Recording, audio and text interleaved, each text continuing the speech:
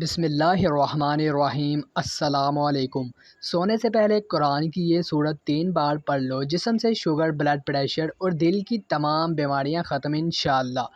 رسول اکرم صلی اللہ علیہ وسلم کا ارشاد ہے کہ قابل رشک دوا اشخاص ہیں، ایک وہ جس کو اللہ تعالیٰ نے قرآن شریف کی تلاوت عطا کی اور وہ رات دن اس میں مشغول رہتا ہے اور اس کے احکام پر عمل کرتا ہے، دوسرا وہ شخص جس کو اللہ تعالیٰ نے کثرت سے مال عطا فرمایا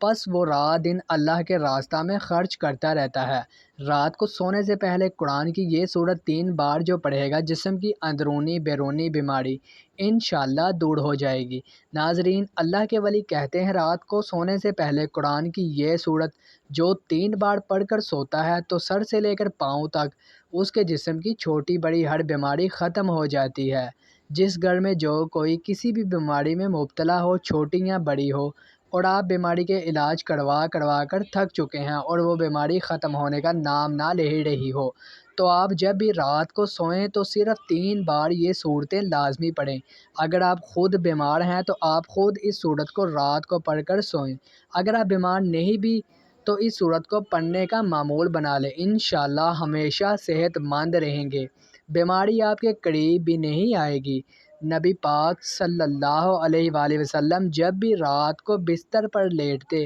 تو یہ 3 صورتیں پڑھتے: سورہ فلق، سورہ ناس اور سورہ اخلاص 3 بار پڑھ کر اپنے ہاتھوں پر دم کر کے وہ ہر جسم پر پھیر لیتے۔ ام المؤمنین عائشہ رضی اللہ عنہا سے روایت ہے کہ رسول اللہ صلی اللہ علیہ وسلم ہر رات جب اپنے بستر پر آتے تو اپنی دونوں ہتھیلیاں اکٹھی کرتے، پھر ان دونوں پر یہ صورتیں قل هو اللہ احد،